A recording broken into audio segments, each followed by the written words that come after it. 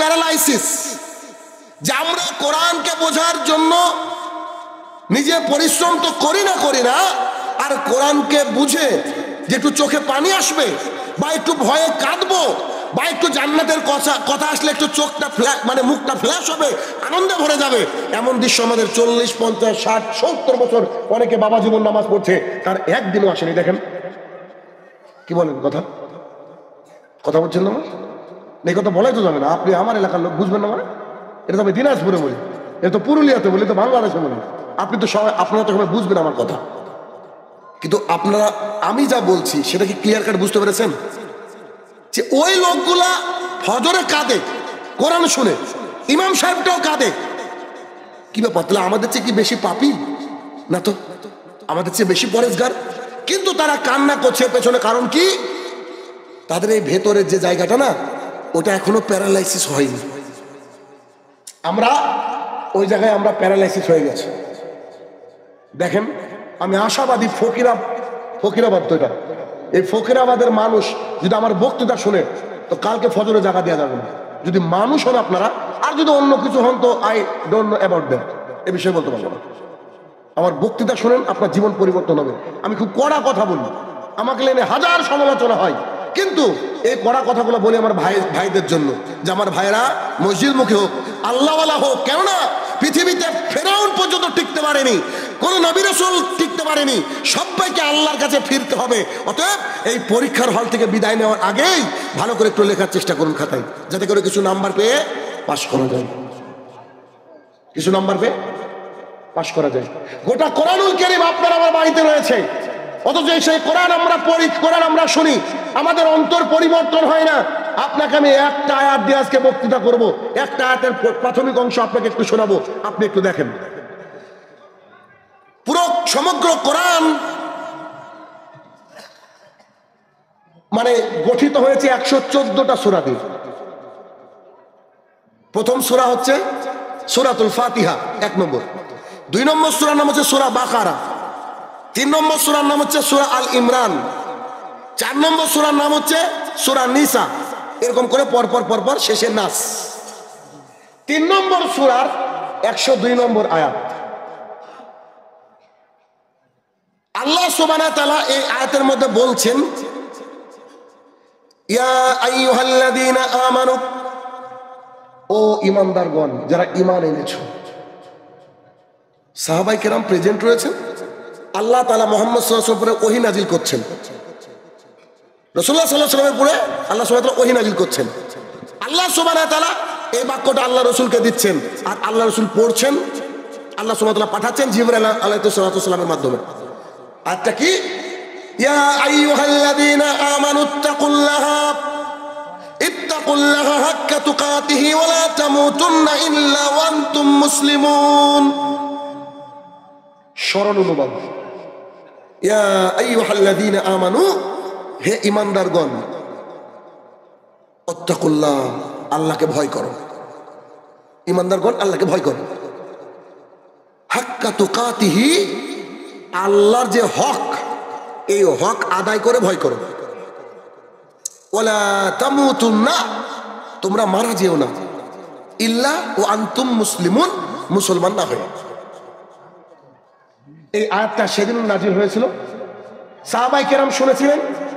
আজকে ফকিরাবাদের মানুষ আমার মুখ থেকে শুনলো, সরল সোজা সুন্দর একটা মানে, হে ঈমানদারগণ তোমরা আল্লাহকে ভয় করো, আল্লাহর হক আদায় করে ভয় করো, খবরদার তোমরা মুসলমান না হয়ে মৃত্যুবরণ করো না।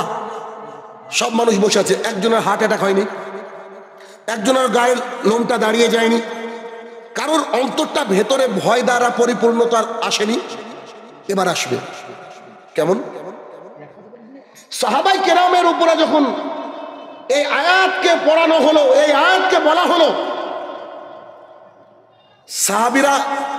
প্রায় সাহাবীরা তাহাজ্জুদে সালাত আদায় করতেন, রাতে ইবাদত করতেন, আল্লাহর দরবারে গভীর রাতে উঠে কাঁদতেন। সাহাবীরা বুঝলো যে আল্লাহ সুবহানাহু ওয়া তাআলা যখন এই আয়াত নাজিল করেছে, তার মানে আল্লাহর যে হক, ওই হক অনুযায়ী আমরা চলতে পারছি না। খুব কঠিন কথা বলছে আপনাদের সামনে। সাহাবীরা কি মনে করছে? যে আমাদের উপরে আল্লাহ আয়াত নাজিল করলো, মানে আল্লাহর যে হক, ওই হক অনুযায়ী আমরা চলতে পারছি না। আগে যাওয়ার আগে একটু 1 মিনিট, আপনার মা আমার মা কি করেছে আমাদের জন্য? 10 মাস পেটে রেখেছে, 2 বছর দুধ খাওয়িয়েছে, খাবার তুলে খাওয়িয়েছে।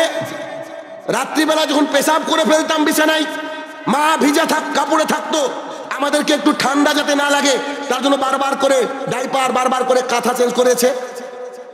এই মাকে যদি আমরা উফ শব্দটুকু করি, এই মায়ের সাথে যদি খারাপ আচরণ করি, আমাদের জান্নাত হবে না। আমার মা আমার জন্য কি করেছে? যা বললাম এতটুকু। আল্লাহ সুবহানাহু ওয়া তাআলা বলছেন তোমাদের বাবা অথবা মা অথবা উভয়ে অথবা উভয়ের একজন যদি বয়স্ক হয়ে যায়, খবরদার তাদের সামনে উফ এই শব্দটুকু করো না। আমি পারবো না। কি বলছেন আপনি? এ কথা বলা যাবে না। আপনার আব্বা আম্মা যতই খারাপ আচরণ করুক না কেন, you have no permission to say loudly in front of your parents. আপনার ক্ষমতা নাই, আপনি বলতে পারবেন না আপনার মা বাবার সামনে যে না না না এটা করো না, ওটা করো না। আপনি বলতে পারবেন, আপনার পারমিশন নাই। কেন? ওরা আমাদেরকে জন্ম দিয়েছে তাই, ওরা আমাদেরকে খেতে দেয় তাই। আচ্ছা, পঞ্চায়েতের প্রধান 3 লাখ টাকা এসেছিল ঘরের জন্য, যে আবাস যোজনার ঘর। পঞ্চায়েতের প্রধান নগদ 1 লাখ খেয়েছে, খাওয়ার পর আপনাকে 2 লাখ টাকা দিয়েছে। তারপর থেকে পঞ্চায়েতের প্রধানের সাথে যেদিন দেখা হয় সেদিন সালাম দেন আপনি। কেন? 2 লাখ টাকা দিয়েছে। ও যদি সারা জীবনে আপনার সামনে চুরি করে, তো ফকিরাবাদের মানুষকে আপনি বলবেন না কেন? ওই যে 2 লাখ পেয়েছেন, ওর হক ওইটা। আপনার মুখটা বদ্ধ হয়ে গেছে। আরে মানুষ আপনার বিরুদ্ধে বলতে গিয়েছে, ওই যে চাচা আসেন একটু চা খাই, ব্যাস 5 টাকা চায়ে চাচার বিরুদ্ধে কথা হয়নি। হয় কি হয় না? তাহলে চায়ের হক, ঘরের হক, বাবা মার হক। এবার একবার ভাবেন তো আমার আল্লাহ তাআলার হক কি হতে পারে? 2020 সাল এক ব্যক্তি 1 ব্যাগ ভর্তি টাকা নিয়ে গিয়ে ডাক্তারকে বলছে এই নেন টাকা, আমার বাবাকে এট এনি কস্ট আপনি আমার বাবাকে বাঁচান। তখন ডাক্তার বলছে আমরা অক্সিজেনের সিলিন্ডার পাচ্ছি না। সেই লোকটা বলছে কোটি টাকা হলো আমি দিব, আপনি অক্সিজেনের সিলিন্ডার ব্যবস্থা করে আমার বাবার জীবন বাঁচান। তো ডাক্তার বলছে যে আমাদের অক্সিজেন নাই। একটা অক্সিজেনের সিলিন্ডার বিক্রি হয়েছে কোথাও 1 লাখ, কোথাও 20,000, কোথাও 30,000। ইমানদারিতে বলেন তো, আল্লাহ সুবহানাহু ওয়া তাআলা আজকের যে অক্সিজেন নিয়েছি তার বিল চেয়েছে? গোটা ফকিরাবাদের মানুষকে যদি আল্লাহ তাআলা বলেন তোমরা তোমাদেরকে আমি 60 বছর হাত দিলাম, 100 বছর হাত দিলাম, তোমরা আমাকে খালি 1 মাসের অক্সিজেনের বিল দিবা, পারবো? সম্ভব? বিজ্ঞানীরা বলছে আল্লাহ তাআলা সূর্যের আলো যদি পৃথিবীতে না আসে, তাহলে পৃথিবীর সমস্ত খাবার নষ্ট হয়ে যাবে। মুয়াজ্জিন ফজরের সময় বলছে হাইয়া আলাস সালাত, মসজিদে আসুন, as-salatu খায়রুম মিনান নাওম। তোমার যে ঘুমের চেয়ে নামাজ বহু গুণে উত্তম। So you have to come to the mosque. তোমাকে মসজিদে আসতে হবে। আপনি লেপটা জড়িয়ে স্ত্রীকে জড়িয়ে শুয়ে আছেন, তারপরেও আল্লাহ তাআলা শয়তান পাঠিয়ে আপনাকে আমাকে মেরে ফেলেনি। রাসূলুল্লাহ সাল্লাল্লাহু আলাইহি ওয়াসাল্লাম বলেছেন এফাউল্লাহ, দাড়িটাকে ছেড়ে দাও, ওয়াসু সারেফ, গোফটাকে ছাটো। দাড়ি চাছা, দাড়ি কাটা, দাড়ি ছাটা সবগুলা মহাপাপ। কেন? এটা হচ্ছে ওয়াজিব, এটা সুন্নাত নাই। প্রতিদিন আমরা এটাকে চেঁচে বাথরুমের মধ্যে ফেলে দিয়ে চলে যাচ্ছে। আমি মিলিটারির বাচ্চা, মিলিটারি, আমি চলে যাচ্ছি, কত বড় আমার ক্ষমতা। অথচ এখন মারা গেলে ওর বাবার ক্ষমতা নেই সামনে 1 ধাপ যাওয়ার। ওই সেই লোকটাকে আল্লাহ তাআলা এখনো উঠিয়ে দেয়নি। এদেশের এক শ্রেণীর মানুষ আমাদের উপরে অত্যাচার করছে, নিশ্চয়ই বুঝতে পারছেন কারা আমাদের উপরে অত্যাচার করছে। আল্লাহ তাআলা কি দেখে না? দেখে। আল্লাহ তাআলা সহ্য করেছে। আল্লাহ মানুষকে ছাড় দেন, ছেড়ে দেন না, একদিন ধরবে, একদিন তাকে জবাব দিতেই হবে। যে কোনো মূল্যে তাকে আল্লাহ তাআলা পাকড়াও করবেই করবে। এবার আপনাকে আমি কি দিয়ে বুঝাবো যে আল্লাহ তাআলার হক কতটা? সাহাবায়ে কেরাম ভাবছে বাবা মার হক যদি এত হয়, 1 কাপ চায়ের বিল যদি এত হয়, তাহলে আমি আল্লাহ তাআলার জন্য 5 ওয়াক্ত সালাত আদায় করি, রাতেও তাহাজ্জুদ পড়ি, তো আমার মনে হয় আল্লাহ আমাদের উপরে রাজি খুশি না, তাই এই আয়াত নাজিল করে দিলেন। এবার সাহাবীরা কি করতে শুরু করলো? সারা রাত দাঁড়িয়ে তাহাজ্জুদের সালাত আদায় করতে শুরু করলো। কেন? বোধহয় আল্লাহ আমাদের উপরে রাজি না। সাঈদ ইবনে জুবাইর রাদিয়াল্লাহু তাআলা আনহু বলেন, আমরা রাসূলুল্লাহ সাল্লাল্লাহু আলাইহি ওয়াসাল্লামের কাছে গিয়ে বললাম, আল্লাহ রাসূল, আল্লাহ তাআলা যে কোরআনের আয়াত নাজিল করেছে এইটা আপনার সাহাবীদের উপরে আমাদের উপরে খুব ভারী হয়ে যাচ্ছে। আমরা দিনে খুব পরিশ্রম করি, রাতে টুকটাক তাহাজ্জুদের সালাত আদায় করি, কিন্তু কি করে কি করব হিসাব যে পাচ্ছি না। সারা রাত দাঁড়িয়ে আছে, আল্লাহর জন্য কাঁদছি। আল্লাহকে আমাদের উপরে দয়া করবে না? আল্লাহকে আমাদের উপরে একটু রহমত বর্ষণ করবে না? আমরা যে বিপদে পড়ে আছি, আমরা কি করব? আপনি আমাদেরকে রাস্তা বলে দেন। আল্লাহ সুবহানাহু ওয়া তাআলা এই আয়াত কেন নাজিল করলেন? তিনারা ভয়ে ভীত সন্ত্রস্ত হয়ে গিয়েছিলেন যে আল্লাহ তাআলা বলছে আমার হক আদায় করে ভয় করো। আল্লাহর হক আদায় করা সম্ভব নয়। তাহলে কি করলে আল্লাহ খুশি হবে? কি করলে খুশি হবে? সামান্য মেয়েটাকে পাঠিয়েছেন অন্যের বাড়িতে, বিয়ে দিয়েছেন, তাদেরকে খুশি করার জন্য কত ন্যায় অন্যায় করছেন, অথচ আল্লাহকে কি করে খুশি করবেন? এবার চিন্তা করেন, সাহাবায়ে কেরাম থরথর করে কাঁপতে লাগলো, সারা রাত তাহাজ্জুদের সালাত আদায় করতে করতে পা গুলো ফুলে গেল। আল্লাহ কি করব? কারণ তুমি আমাদের উপরে বোধহয় নারাজ, তাই আয়াত নাজিল করেছো। সাঈদ ইবনে জুবাইর রাদিয়াল্লাহু তাআলা বলছেন যে সাহাবীদের উপর খুব ভারী পড়ে গেল। আমাদের প্রতিপালক আল্লাহ সুবহানাহু ওয়া তাআলা, যিনি দয়া রহমতের ভান্ডার, তিনি আমাদের যারা মুসলিম, যারা তার বান্দা, প্রকৃত বান্দা, তাদেরকে কখনো কষ্টে ফেলতে চান না। তার জন্য তো 50 ওয়াক্ত সালাতকে 5 ওয়াক্ত করেছেন। আর আনাস ইবনে মালিক রাদিয়াল্লাহু তাআলা আনহু বলেন, রাসূলুল্লাহ সাল্লাল্লাহু আলাইহি ওয়াসাল্লাম বলেছেন, যে ব্যক্তি দৈনিক 5 ওয়াক্ত সালাত আদায় করবে, আমি আল্লাহ তাআলা তাকে 50 ওয়াক্তের নেকি প্রতিদিন দেব। কি দিয়ে বোঝাবো আল্লাহ কাকে বলে? আল্লাহর রহমত কি আপনাকে কি দিয়ে বোঝাবো? আল্লাহর রহমত দেখবেন, লোকটার ছেলেটার বয়স 5 বছর, ডাক্তারের কাছে নিয়ে গিয়েছে, তো ডাক্তার বলছে যে এর ডায়াবেটিস হয়েছে। ছেলেটার বয়স 3 বছর, ডাক্তারের কাছে নিয়ে গিয়েছে, বলছে যে এই ছেলেটা দেহে যে রক্ত তৈরি করার জায়গা এটা নষ্ট। একটা ছেলের বয়স 7 বছর, তাকে ডাক্তারখানায় নিয়ে যাওয়া হয়েছে, তো ডাক্তার বলছে যে এর ভেতরে কিডনিটা অচল। পৃথিবীতে আসলে কত অন্যায়, কত কি ঘটে, কিন্তু আমার আল্লাহ সুবহানাহু ওয়া তাআলা মায়ের পেটে একটা বাচ্চাকে 9 মাস 10 মাস রাখেন, একদিনও তার ডায়াবেটিস হয় না, পেটের মধ্যে ডাক্তারখানা নেই। অটোমেটিকলি আমার মায়ের বুকের দুধ আমাকে আল্লাহ তাআলা পান করিয়েছেন। কোনোদিন অক্সিজেনের ঘাটতি হয়নি, কোনোদিন নেবুলাইজার মুখে লাগাতে হয়নি। আমার আল্লাহ সুবহানাহু ওয়া তাআলা সব দিতে পারেন।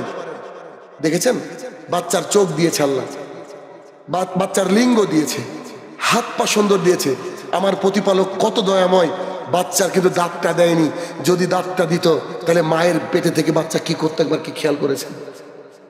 একবার কি কল্পনা করেছেন আপনি? আমাদের প্রতিপালক মায়ের পেটে একটা বাচ্চাকে সেফ রাখলো, তারপরে দুনিয়াতে যখন আলো দেখালো তখন তার মা বাবা তাকে লালন পালন করলো, কত ডাক্তার কত কি করলো, কিন্তু ভেতরে একদিনও ডাক্তার দেখাতে হয়নি। এখন যা চলে সব বাটপাড়ি, এগুলো ব্যবসা।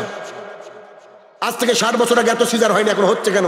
ওষুধের মাধ্যমে, এটা ডাক্তারদের ব্যবসা। এটা তাহলে কি আল্লাহ সুবহানাহু ওয়া তাআলার হক আপনি আমি কি করে আদায় করব? সাহাবায়ে কেরাম যখন থরথর করে কাঁপলেন, আমাদের প্রতিপালক আল্লাহ সুবহানাহু ওয়া তাআলা তিনি চান না যে তার বান্দাকে কখনো কষ্ট দেন। আল্লাহ সুবহানাহু ওয়া তাআলা সূরা তাগাবুন আয়াত নম্বর 64 আল্লাহ সুবহানাহু ওয়া তাআলা আয়াত নাজিল করে দিলেন, ফাত্তাকুল্লাহা মাস্তাতাতুম। ও আমার বান্দারা শোনো, আমার হক আদায় করে ভয় করতে বলেছিলাম, আজকে আমি আল্লাহ তাআলা বলছি ফাত্তাকুল্লাহা মাস্তাতাতু, তুমি যতটুকু পারবা অতটুকু হক আদায় করো। সুবহানাল্লাহ বিহামদিহি। আল্লাহ বলতে চাইলেন কি, তোমাকে দাঁড়িয়ে সারা রাত তাহাজ্জুদের সালাত আদায় করতে হবে না। দেখেন, একজন ব্যক্তি যদি খালি 5 ওয়াক্ত সালাত আদায় করে, তো সে ব্যক্তি যদি ইসলামের বিধিবিধান মানে, সে ব্যক্তি জান্নাতে যেতে পারে।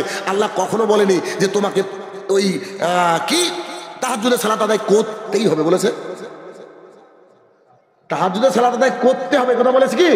কিন্তু মুহাম্মদ সাল্লাল্লাহু আলাইহি ওয়াসাল্লাম বলেছেন, আবু হুরায়রা রাদিয়াল্লাহু তাআলা আনহু বলেন, রাসূল সাল্লাল্লাহু আলাইহি ওয়াসাল্লাম বলেছেন, যেই চোখ আল্লাহ তাআলার ভয়ে কাঁদে, ওই চোখ জাহান্নামে ঢোকা অত কষ্টকর, ঠিক তেমন তোমরা যেমন দুনিয়ার বুকে গাভীর বাট থেকে দুধ বের করে ওর মধ্যে ঢোকানো যত কষ্টকর, এই ব্যক্তিকে জাহান্নামে ঢোকানো তত কষ্টকর। যেই চোখ আল্লাহ তাআলার ভয়ে কাঁদে, ওই চোখ জান্নাতে প্রবেশ করবেই করবে, এটা জাহান্নামে যাবে না। কোথায় সময় হতো? কত ব্যস্ত আমরা, কত টাকা পয়সা আমাদের, কত কি করতে ব্যস্ত, কিন্তু আল্লাহ তাআলার জন্য নিজের জন্য একটু কাঁদতে পারি না ফজরের আগে উঠে। এটা আমাদের পরিস্থিতি। আল্লাহ সুবহানাহু ওয়া তাআলা তার বান্দার জন্য সহজ করে দিলেন। আল্লাহ তাআলা কি বললেন? আমার হক তোমরা যতটুকু পারো আদায় করো, আমি তোমাদেরকে পাকড়াও করবো না। সাহাবায়ে কেরাম স্বস্তি পেয়ে গেলেন। যাক, আলহামদুলিল্লাহ যে আল্লাহ সুবহানাহু ওয়া তাআলা আমাদের উপর অনেক দয়া করলেন। মুজাহিদ রহমতুল্লাহ আলাইহি ইনি একজন তাবেঈ। আব্দুল্লাহ ইবনে আব্বাস রাদিয়াল্লাহু তাআলা আনহুর ছাত্র মুজাহিদ। কি হলো ভাই? ওই দিক দিতে হবে। হ্যাঁ, মুজাহিদ রহমতুল্লাহ আলাইহি আব্দুল্লাহ ইবনে আব্বাস রাদিয়াল্লাহু তাআলা আনহু ওনার শিক্ষক। তো তিনি বর্ণনা করছেন আব্দুল্লাহ ইবনে আব্বাস মানে আব্বাস রাদিয়াল্লাহু তাআলার বেটা আব্দুল্লাহ ইবনে আব্বাস রাদিয়াল্লাহু তাআলা মসজিদুল নববী মসজিদুল হারাম মানে যেখানে হজ করতে যায়, কালো ঘরওয়ালা মসজিদুল হারামের মধ্যে বয়স হয়ে গেছে, লাঠি ধরে বসে আছেন, লোকজন তোয়াব করছে। তো তিনি মানুষকে নসিহত করছেন। তিনি বলছেন মুহাম্মদ সাল্লাল্লাহু আলাইহি ওয়াসাল্লাম মানুষকে নসিহত করছেন। আর যিনি বর্ণনা করছেন ওনার নাম হচ্ছে মুজাহিদ রহমতুল্লাহ আলাইহি। তিনি বলছেন যে রাসূলুল্লাহ সাল্লাল্লাহু আলাইহি ওয়াসাল্লাম আমাদের সামনে আসলেন। আল্লাহ রাসূল সাল্লাল্লাহু আলাইহি ওয়াসাল্লাম কি করলেন? আমাদের সামনে আসলেন। আসার পরে তিনি কোরআনের এই আয়াতটা তেলাওয়াত করলেন। কোনটা?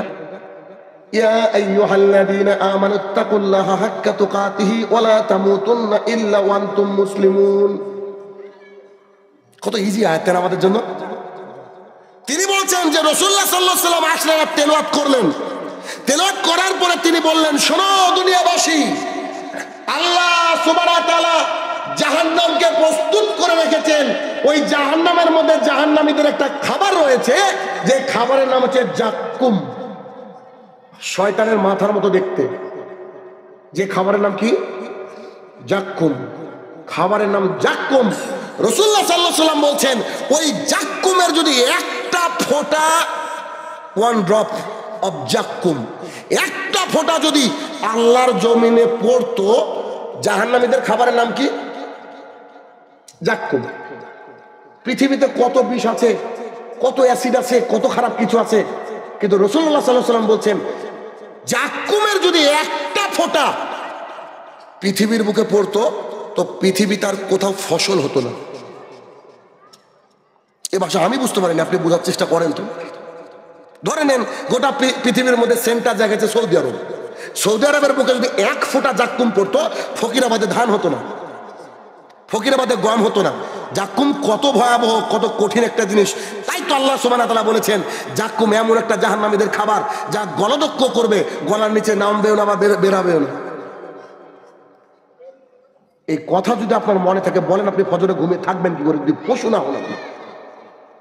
যদি আল্লাহ তাআলা আপনার পাঁচটা এখনো ঠিক রাখে, প্যারালাইসিস না হয়ে যান, তাহলে আপনি ঘুমিয়ে থাকবেন কি করে? তা আমার হিসাবে ধরেন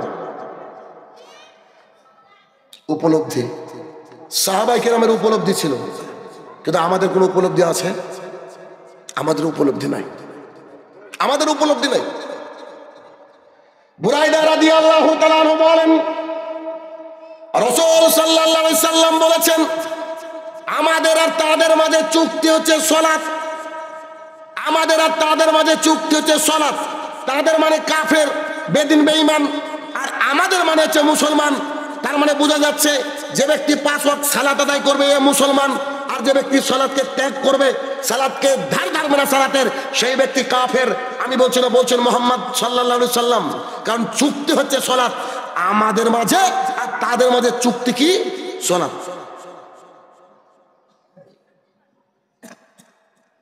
আনাস রাদিয়াল্লাহু তাআলা আনহু বলেন রাসূল সাল্লাল্লাহু আলাইহি সাল্লাম বলেছেন কিয়ামতের মাঠে আল্লাহ তাআলা সবচেয়ে প্রথমে জিজ্ঞাসা করবে, জনাব তুমি কি সালাত আদায় করতে?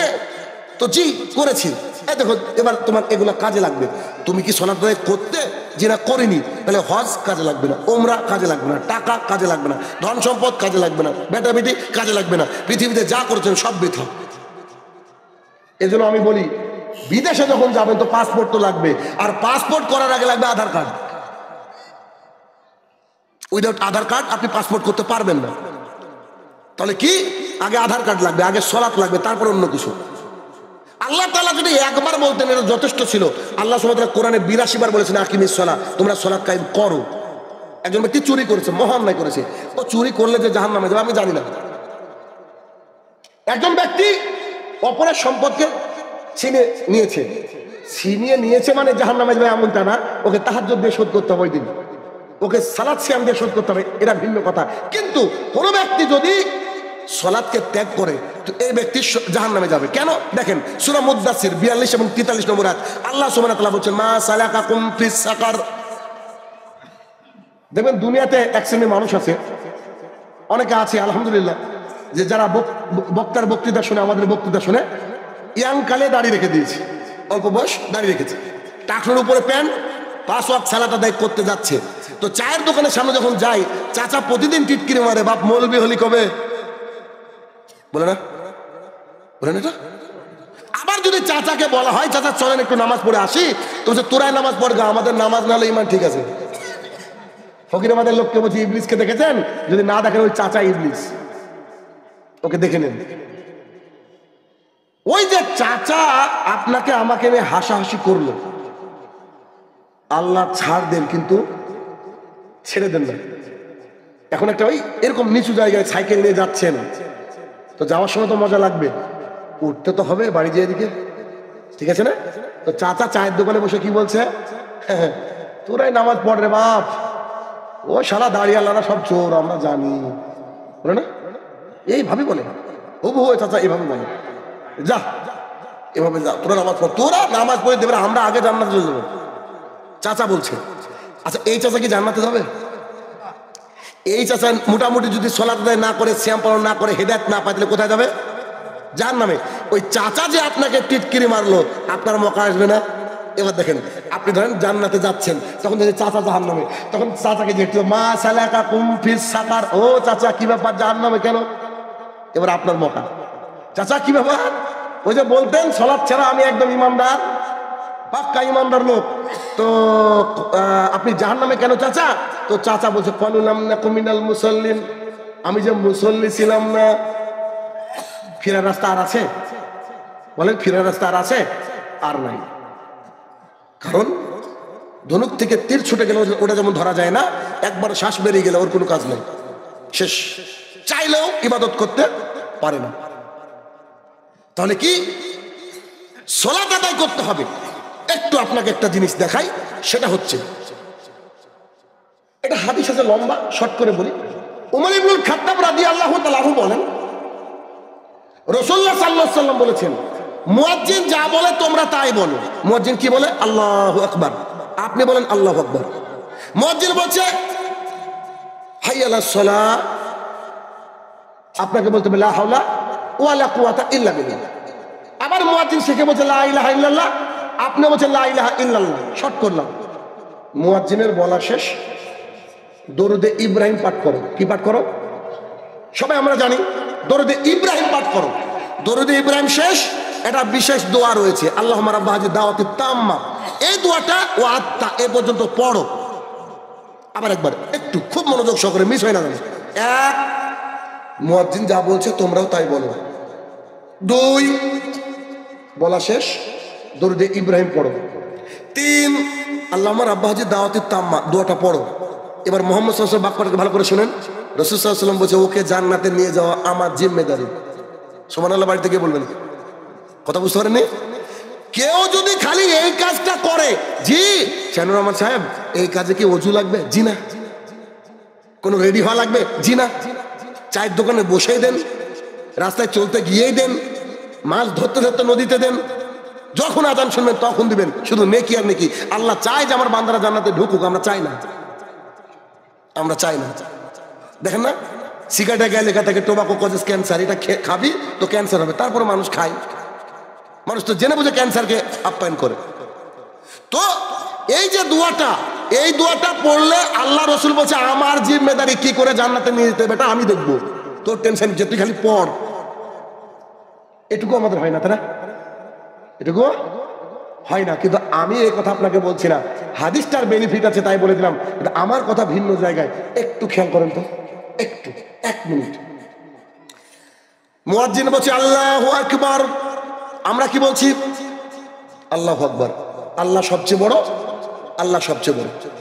আশহাদু আল্লা ইলাহা ইল্লাল্লাহ, আশহাদু আল্লা ইলাহা ইল্লাল্লাহ, আমরা সাক্ষ্য দিচ্ছি আল্লাহ ছাড়া কোনো মাবুদ নেই। আশহাদু আন্না মুহাম্মাদার রাসূলুল্লাহ, মুহাম্মদ সাল্লাল্লাহু আলাইহি ওয়াসাল্লাম আল্লাহর প্রেরিত বান্দা এবং রাসূল, সাক্ষী দিচ্ছি না? মুয়াজ্জিন যা বলছে তাই বলছি, মুয়াজ্জিন যা বলছে তাই বলছি। এবার মুয়াজ্জিন বলছে হাইয়া আলাস সালাহ। হাইয়া আলাস সালাহ মানে কি? মসজিদে আসো। এটা আমার চিন্তাধারা, একটু চিন্তা করে দেখেন তো। মুয়াজ্জিন যা বললো আমরা তাই বললাম তো। এখন মুয়াজ্জিন আমাদেরকে কি করছে? ডাকছে। এখন মুয়াজ্জিনের ডাকার উত্তরে যদি আল্লাহ তাআলা, আল্লাহ রাসূল আমাদেরকে শিখাতেন, আচ্ছা ওকে আসছি, এটাই আরবিতে যদি শিখাতেন, ধরেন কথা বুঝেননি, আচ্ছা আসছি আমরা, যেহেতু আল্লাহ ডাকলো, যদি এইটা আমাদের উপরে নাজিল হয়ে যেত, আমরা কত বড় বিপদে পড়ে যেতাম। কেমন? ধরেন আপনার পরে হাঁটুটা ভেঙে গিয়েছে, আপনি বাড়ির থেকে বেরোতে পারছেন না, কেউ আপনাকে ধরে নিয়ে যাওয়ার মতো নাই, কিন্তু ওই মুহূর্তে মুয়াজ্জিন বলছে হাইয়া আলাস সালাহ, আপনি বলছেন আসছি, তাহলে কি আল্লাহর সাথে বেঈমানি হতো কিনা? হতো। আমার আল্লাহ তাআলার সুবহানাল্লাহ, আমি মানে কি দিয়ে বোঝাবো গো আপনাকে? কথা কি বুঝছেন আমার? আল্লাহ সুবহানাহু ওয়া তাআলা মুহাম্মদ সাল্লাল্লাহু আলাইহি ওয়াসাল্লামকে দিয়ে বললেন তুমি আমার মানুষকে বলে দাও, তারা বলবে লা হাওলা ওয়ালা কুওয়াতা ইল্লা বিল্লাহ, আল্লাহ গো আমার কোনো শক্তি নাই, তুমি যদি শক্তি দাও তবে যাব। সুবহানাল্লাহ। তার মানে যে লোকটা প্যারালাইসিস হয়ে পড়ে আছে, ওই লোকটা বিপদে পড়ে যেত। আল্লাহ তাআলা যদি বলতো যে তুমি মসজিদে আসো, আর উত্তর যদি এমন থাকতো ঠিক আছে আসছি, কিন্তু কি বলছো?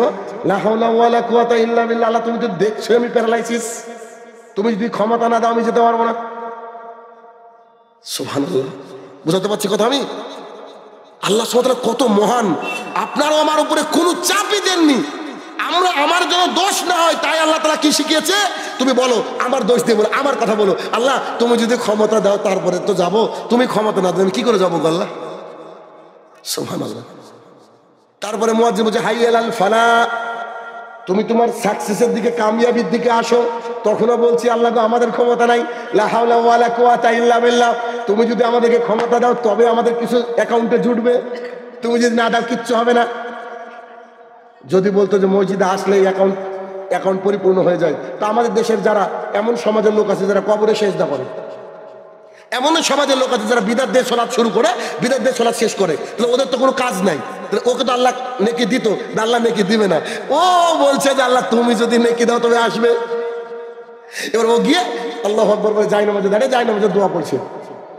জায়নামাজের দোয়া বলে পৃথিবীতে কিছু আছে কি? ওটাকে বলে দোয়া সানা, আপনি ওটা পরে পড়েন, যেখানে সানা পড়েন সেখানে পড়েন। আমরা বলছি জায়নামাজের দোয়া, যদি জায়নামাজ না থাকে, কথা বলছেন, রসুলের জামানায় মাটিতে সেজদা করেছেন আল্লাহ রাসূল সাল্লাল্লাহু আলাইহি ওয়াসাল্লাম, জায়নামাজ নাই, তো জায়নামাজ না থাকলে কি জায়নামাজের দোয়া হবে না? আসলে দেখেন, যা বানাবেন তা হাস্যকর, যা বানাবেন তা হাস্যকর, আর যদি না বানান, দেখেন মুহাম্মদ সাল্লাল্লাহু আলাইহি ওয়াসাল্লাম যা বলেছে হুবহু গোটা পৃথিবীর সব জায়গায় কি, গোটা পৃথিবীর সব জায়গায় মিলে যাবে। আপনি বাংলা ছাড়া কোনো ভাষা জানেন না, গোটা পৃথিবীর যেখানে যাবেন আজান শুনতে যদি চিনতে অসুবিধা হবে।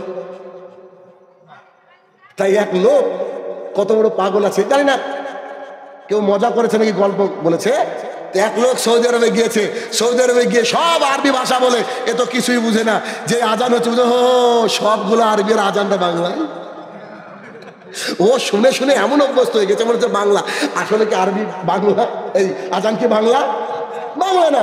ও শুনে শুনে বুঝে বুঝি কিরে সবই তো আরবি, তো কথা বলে আবার মসজিদের আজানটা আমাদের মতোই দেয়, আসলে আজান তো আজানই কিন্তু আরবি, কিন্তু আমরা শুনে শুনে আমাদের অভ্যস্ত হয়ে গেছে। বলছিলাম যে আল্লাহ সুবহানাহু ওয়া তাআলা যদি আপনাকে আমাকে ক্ষমতা না দেন আমরা যেতে পারবো না। এখন যদি আপনি বলেন যে আল্লাহ তাআলা আমাকে ক্ষমতা দেয় না তাই নামাজ পড়িনি, আসলে না, এমন মানুষ আছে আল্লাহ সুবহানাহু ওয়া তাআলা আমাকে ক্ষমতা দেয় না তাই নামাজ পড়িনি, আল্লাহ যেদিন ক্ষমতা দেবে সেদিন যাবো মসজিদে, আসলে নাই।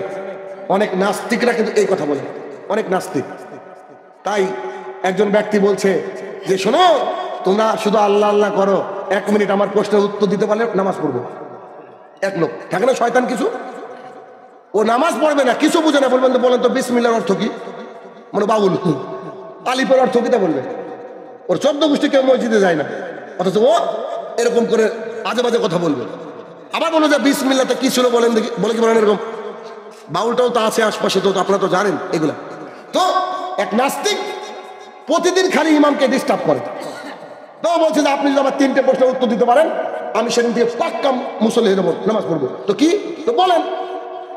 বলছে এক নম্বর সে কি বলছে, মানুষ আর জিন এই দুটোকে আল্লাহ জাহান্নামে দিবে আর জান্নাতে দিবে। মৌলবি সাহেব বলছে জি দিবে, যদি ভালো কাজ করে জান্নাতে আর খারাপ কাজ করলে জাহান্নামে। তখন ওই নাস্তিক বলছে আচ্ছা মানুষ মাটির তৈরি, মানুষ মাটির তৈরি আর জিন আগুনের তৈরি, তো আগুনের তৈরি জিনিস যদি আগুনের মধ্যে ঢুকে তাহলে তোর শাস্তি হবে না? কি যুক্তি? ওর যুক্তিকে তো ফেলে দেওয়ার মতো না, যে আগুনের তৈরি জিনিস তাহলে মানুষ নেই শাস্তি পেল, তা আগুনের তৈরি জিনিস যদি আগুনের মধ্যে ঢুকে তাহলে আবার অসুবিধা কি? তখন বলছে আর কোনো প্রশ্ন? তো বলছে যে যা দেখা যায় না তা বিশ্বাস করিনি, তোমার আল্লাহকে দেখাও, তোমার আল্লাহকে দেখাও তারপরে বিশ্বাস করবো। তো ইমাম সাহেব বলছে আর কিছু? তো বলছে যে আর কিছু বলতে গেলে আর একটা প্রশ্ন আছে। তো কি? তো দেখেন 1 নম্বর প্রশ্ন কি ছিল, জিন আগুনের তৈরি, তো জিনকে যদি আল্লাহ আগুনের মধ্যে দেয় তা আগুন তো কিছু ক্ষতি হবে না। 2 নম্বর প্রশ্ন কি ছিল বলেন, আমি দেখিনি তো কি করে বিশ্বাস করবো। 3 নম্বর, মৌলবীরা আপনারাই বলেন আল্লাহর ইশারা ছাড়া গাছের পাতা নড়ে না, যদি শব্দটা ভুল, আল্লাহর ইশারা ছাড়া গাছের পাতাও নড়ে না, আল্লাহ যেদিন ইশারা করবে সেদিন মসজিদে যাব। নাস্তিক বলেছে এই কথা, বুঝলেন। আর আধালা একখান ইট ছিল মসজিদের পাশে, ইমাম সাহেব দিয়েছে পিঠ বরাবর, ভালো দিয়েছে বুঝলেন। এবার ও করেছে কি, কোর্ট কেস করেছে, কোর্টে উঠে গিয়েছে, উঠার পরে এবার মৌলবি সাহেবকে ডাকছে, জজ সাহেব আসেন এবার আপনি। মৌলবি সাহেব ইট হাতে করে নিয়ে চলে গেছে। জজ সাহেব বলছে যে আপনাদেরকে দাড়িওয়ালা লোক সম্মান করি, ভালো মানুষ আপনারা, আবার মেরেছেন বেচারাকে, আবার ইট হাতে নিয়ে এসছেন, এটা তো কাজ আছে আমার।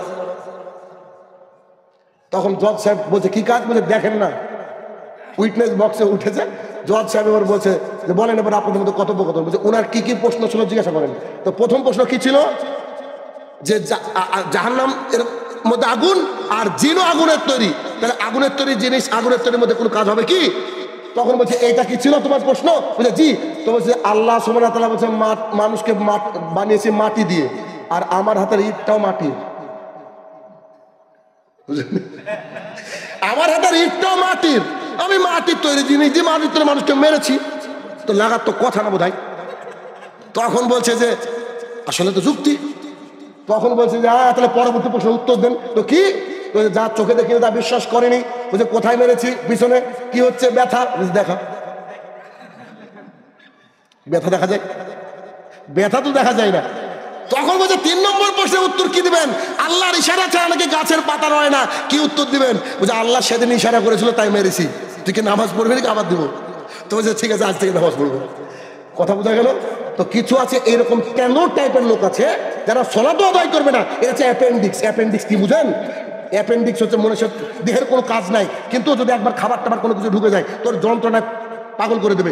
এই কিসিমের লোক এই এলাকায় আছে, এলাকাতেও আছে, সব এলাকা আছে এই ক্যাটাগরির লোক। এমন ভাব নেবে ও একেবারে কোরআন হাদিস সব জানে, কিন্তু সব জানতা গামছাওয়ালা। তাহলে কি এদের মধ্যে উপলব্ধি নেই? আর একটা কথা ধরেন আমি শাহিনুর রহমান, আমার ছেলে ধরেন এই যে গাছ আছে, এই গাছটা আমার ছেলে চোখে দেখতে পায়, কানে শুনতে পায়, সুস্থ স্বাভাবিক। আমি এখানে দাঁড়িয়ে আছি, আমার ছেলেকে বলছে বেটা আসো, আমার ছেলে আমার দিকে তাকিয়েছে, উত্তর দিল না। দ্বিতীয়বার আওয়াজটা কম হবে নাকি জোর হবে? আব্বু শোনো, আমার দিকে তাকিয়ে আছে, কোনো উত্তর দিচ্ছে না। ইমানদারি তো বলেন তো ফকিরাবাদের কে আছেন খুব মানে শান্ত স্বভাবের মানুষ, যে আপনার পায়ের স্যান্ডেলটা ওখানে তখন থাকবে? বুঝতে পারেনি? আরে তোর কিছু বলি, তোর বাপ আমি তোকে আমি ডাকছি তুই শুনতে পাচ্ছি নি, বলবে কি বলবে না? আল্লাহ শুকরিয়া আদায় করেন, এখন যদি আপনাদের মুয়াজ্জিনকে বলেন আজান দিতেও পারবে, ক্ষমতা আছে। আজানের জন্য নির্দিষ্ট সময় নাই, সময় আছে। তাহলে এই মুয়াজ্জিনকে সিলেকশন করেছেন আল্লাহ তাআলা, ঠিক না? মুয়াজ্জিন নিজের ইচ্ছা মতো আজান দিতে পারে না। যদি বাই চান্স কোনোদিন আজান দেয়ও, দেখবেন প্রথম একবার মুয়াজ্জিন আজান দিলে কোনো অসুবিধা নাই, দ্বিতীয়বার খালি একদিন আজান দিয়ে দেখেন 5 মিনিট পর অর্ধেক গ্রামের লোক চলে আসবে। কি করতে? মারতে, নামাজ পড়তে না। ডবল কেন দিবি? সব তখন মানুষ তো এরকমই। তো ওই ছেলেটাকে আমি 3 বার যখনই ডেকেছি ও শুনেনি, তখন আমার জুতোর গাল বরাবর চলে গেছে। কেন? ও আমার কথা শুনলো না। মুয়াজ্জিন বলছে হাইয়া আলাস সালাত, প্রতিদিন কবার বলে? তার মানে আমরা কি বহরা নাকি? আমাদের কি কানে কি আওয়াজ যায় না নাকি? বলেন, আওয়াজ যায়। তারপরেও যদি আমরা মসজিদে উপস্থিত না হই, যেমন করে আমার সন্তানটা আমাকে অপমান করছিল, ঠিক তেমন করে আল্লাহকে অপমান করা হয়। কথা বুঝেননি? আল্লাহ ছাড় দেন, ছেড়ে দেন না। বিচার যদি আল্লাহ প্রতিদিন করতেন, সব শেষ। ফকিরাবাদে ফাঁকা ফিল্ডে বক্তৃতা দিতে হতো, 2-5 জন মানুষ হতে বেঁচে থাকতো। চিন্তা করেন, ছেলেটা আমার কলিজার টুকরা ছেলে, তাকে আমি 3 নম্বর বেলায় জুতা পেটা করছি যে তুই আমার কথা শুনতে পাচ্ছি না। আমার আল্লাহ সুবহানাহু ওয়া তাআলা প্রতিদিন মুয়াজ্জিন করছে 5 বার ডাকো, তো তুমি ডাকো, দেখি কতদিন ডাকো, তুমি কিয়ামত পর্যন্ত ডাকো, ও আসুক। তারপর আমরা চায়ের দোকানে বসে আড্ডা দিচ্ছি, ও যাচ্ছে না। তাই আমি একটা খুব খারাপ ভাষায় একটা কথা বলি, যে একটা বেশ্যা, যে বেশ্যাবৃত্তি করে, যে মানে খারাপ মহিলা নিজের জিসিমকে বিক্রি করে খায়, এই মহিলাটা কোনোদিন এরকম রোডের উপরে বিক্রি করে না। দেহ করে, বাজারের উপরে করে, গোপনে অন্ধকার গলিতে, অন্ধকার ঘরের মধ্যে করে, রাত্রিবেলায় করে। একটা ডাকাত, ও চুরি করলে দিনে কখনো করে না, রাত্রিবেলায় গভীর রাতে করে। কিন্তু এই ডাকাত এবং বেশ্যার চেয়ে খারাপ কেন বললাম? এইটা মসজিদ, এটা চায়ের দোকান, এখানে বসে আছে মুয়াজ্জিন বসে হাইয়া আলাস সালাহ, আর ও চা খাচ্ছে, সিগারেট খাচ্ছে, ও ওখানে বসে আছে। বলেন ও হচ্ছে বেশ্যা ভালো না? কথা বুঝেন না আমার? ও তো মেয়েটা জানে যে খারাপ কাজ, কিন্তু ও কি করছে? লুকিয়ে করছে। আর সরাসরি আল্লাহ সুবহানাহু ওয়া তাআলার নাফরমানি বাক্য শুনে, আচ্ছা ও মসজিদে যাচ্ছে না আর মুয়াজ্জিন ডাকছে, তার মানে কি হচ্ছে? তুই যাবো না নামাজ পড়তে, এই তো হচ্ছে নাকি? হিসাবটা এই হচ্ছে। তাহলে একবার কল্পনা করেন যে আল্লাহ সুবহানাহু ওয়া তাআলা কি বলেছেন, যে তোমাকে আসতে হবে, মসজিদে আসতে হবে। আর তুমি যদি মসজিদে আসো, এই কথা আল্লাহ সুবহানাহু ওয়া তাআলা 82 বার বলেছেন যে তোমরা সালাত আদায় করো। আল্লাহ তাআলা 82 বার বলেছেন। পৃথিবীর বুকে সিয়াম এমন একটা ইবাদত, রোজা এমন একটা ইবাদত, যে রোজার মধ্যে কোনো ফাঁকি দেওয়া যায় না। রোজা এমন একটা ইবাদত, আল্লাহ তাআলা এত বেশি খুশি হন, অন্য এত খুশি হন না। রোজাকে রাসূল সাল্লাল্লাহু আলাইহি ওয়াসাল্লাম বলেছেন এটা ঢাল, জাহান্নাম থেকে বাঁচার ঢাল। আচ্ছা বলেন তো, একটা মানুষ যদি 3 ঘন্টা কোনো খাবার না খায় আর আপনার পাশে বসে থাকে, মুখে দুর্গন্ধ বেরোয় না? 14 ঘন্টা না খেয়ে যে লোকটা আছে, মুখে দুর্গন্ধ বেরোচ্ছে, আল্লাহ তাআলা বলছে ওর মুখের গন্ধ আমার পছন্দ। কি দিয়ে বুঝাবো? রাসূলুল্লাহ সাল্লাল্লাহু আলাইহি ওয়াসাল্লাম বলছেন যারা সায়েম, যারা রোজাদার, ওদের খুশি হচ্ছে 2টা। 1, যখন সে ইফতার করে। 2, যখন আমার হাত থেকে পুরস্কার নেবে। সুবহানাল্লাহ, আল্লাহ তাআলা তাকে পুরস্কৃত করবেন। রোজা এমন একটা ইবাদত যা আল্লাহকে সবচেয়ে খুশি করার মাধ্যম। কেন? নামাজ পড়ছি, একটু কাজ আছে, তাড়াতাড়িও করতে পারি, কিন্তু রোজা বমি হয়ে গেছে 2 বার, তবু ওই অবস্থায় কিচ্ছু করার নেই, কিচ্ছু করার নেই। তার মানে আপনাদেরকে আমি বোঝাতে চাইছি এইটা দিয়ে, যে একজন মানুষ বয়স্ক হয়ে গেছে, এমন একটা রোগ, ডাক্তার বলছে এটা সারবে না, কিন্তু ওই লোককে তো রোজা করতে হবে। কি করে করবে? আল্লাহ রাসূল সাল্লাল্লাহু আলাইহি ওয়াসাল্লাম তাকে বলেছে যে ভিখারি মিসকিনকে 1.5 কেজি করে চাল দাও, ফিদিয়া দাও, তুমি সারা দিন খাও, অসুবিধা নাই, রোজা তোমার। রোজার বদল চলে। তোমার কোটিপতি হয়েছো, শেষ বয়সে 5-10-20 লাখ টাকার মালিক হয়েছো, তোমার হজ করার ইচ্ছা আছে, কিন্তু যেতে পারছো না, হাঁটতে পারছো না, খুব অসুস্থ। একজন ব্যক্তি যে হজ করেছে তাকে 3 লাখ টাকা দাও, ও যদি হজ করে, তোমার পাসপোর্ট না থাকলে হজের নাকি তোমার। সালাতের ব্যাপারে রাসূল সাল্লাল্লাহু আলাইহি ওয়াসাল্লাম বলেছে দাঁড়িয়ে সালাত আদায় করো, পারি না। বসে সালাত আদায় করো, পারি না। শুয়ে সালাত আদায় করো, পারি না। প্যারালাইসিস, ইশারার মাধ্যমে সালাত আদায় করতে হবে, ইশারার মাধ্যমে। যুদ্ধের ময়দানে কোনো মানুষ যদি উপস্থিত হয়ে থাকে, তখনও যদি সালাতের ওয়াক্ত হয়, তাকেও সালাত আদায় করতে হবে। সালাত আদায় করতে হবে, ওযু করে, পানি নাই, মাটি দিয়ে তায়াম্মুম করতে হবে, মাটিও নাই, প্যান্টে পেশাব পায়খানা করে ফেলেছি, you have to pray in that right time, তবুও তোকে সালাত আদায় করতে হবে। সালাতের ব্যাপারে কোনো গাফিলতি, বলেন, গাফিলতি নয়। আব্দুল্লাহ ইবনে উমর মাকতুম রাদিয়াল্লাহু তাআলা আনহু বলেন, দুই চোখে দেখতে পায় না অন্ধ সাহাবী আল্লাহ রাসূল সাল্লাল্লাহু আলাইহি ওয়াসাল্লাম বলছি যে আমি তো অন্ধ মানুষ, দেখতে পাই না, আসতে পারি না, একটু বলেন না আমাকে বাড়িতে সালাত আদায় করার অনুমতি দেন নাই? মুহাম্মদ সাল্লাল্লাহু আলাইহি ওয়াসাল্লাম বলছে তুমি কি আজান শুনতে পাও? জি জি আজান তো শুনতে পাই। বলছে তোকে মসজিদে আসতে হবে। যে কজন আছে আব্দুল্লাহ ইবনে উম্মে মাকতুম এই এলাকায়? অন্ধ কেউ আছে? ইন্না লিল্লাহ। আল্লাহ তাআলা সুস্থ সুন্দর চোখ দিয়েছে, সুস্থ শরীর দিয়েছে, এখন আমরা প্যারালাইসিস হইনি, কিন্তু মসজিদে যাইনি।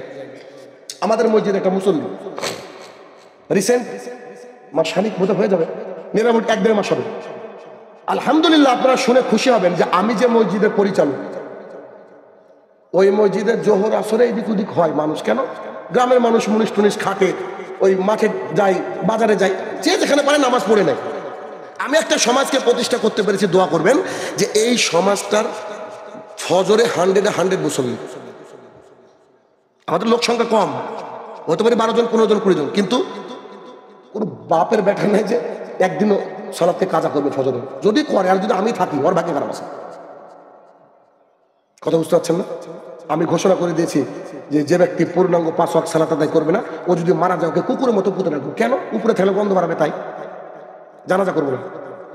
2, ওর বাড়িতে যদি কারো বিয়ে লাগে, আমি শাহিনুর রহমানের বিয়ে পড়াতে যাবো না। দেখি মুসল্লি বাড়ি কিনা। 100 মুসল্লি আমার মসজিদে।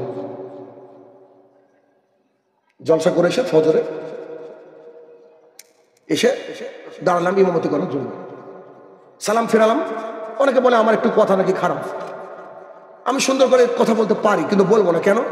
কারণ সোজা আঙুলে ঘি উঠে না, সবাই জানে। আমি আপনাকে ভালোবাসি, আপনাকে কষ্ট না দেওয়া পর্যন্ত আপনি দাঁড়িয়ে রাখবেন না, আমি জানি না। আপনাকে কষ্ট না দেওয়া পর্যন্ত আপনি ফজরে উঠবেন না, জানি। তবে তো কি, আমি এসে সালাত আদায় করলাম, সালাত আদায় করে সালাম ফিরে দিচ্ছি, একজন ব্যক্তি না, তার মানে ও কি মরে গেছে? প্রথম কথা। আমার এক ভাগ্নে বলছে, কি বলছো মামা, মরে গেছে মানে? তামসি এর আগে একদিন দেখি না, আজকেও দেখলাম না। তো বলছে খুব কাজ, খুব কাজ। থাম, বললাম যে জানাজার দিনও আমার কাজ থাকবে রে বাপ, বুঝতে পারেননি?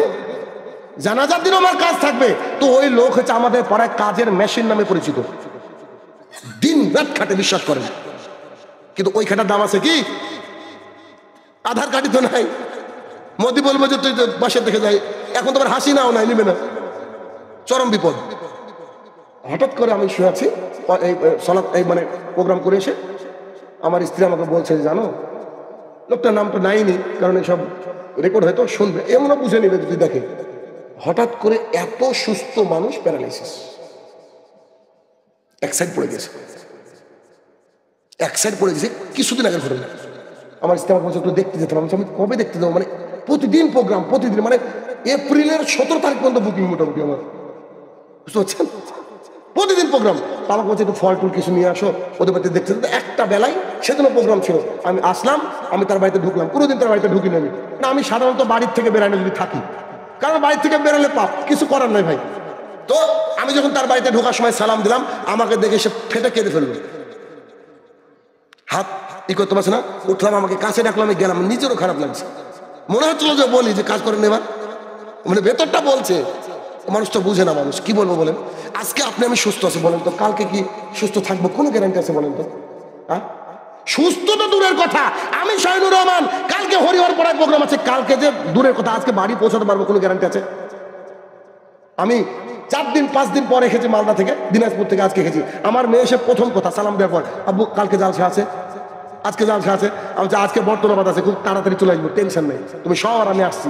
মানে বাচ্চা তো কষ্ট ভাই, আব্বু বাইরে থাকলে। এবার ওই মালদা দিনাজপুর প্রায় যেতে হয়, এই জন্য মাঝে মাঝে 2-3 দিন করে প্রোগ্রাম করতে হয়।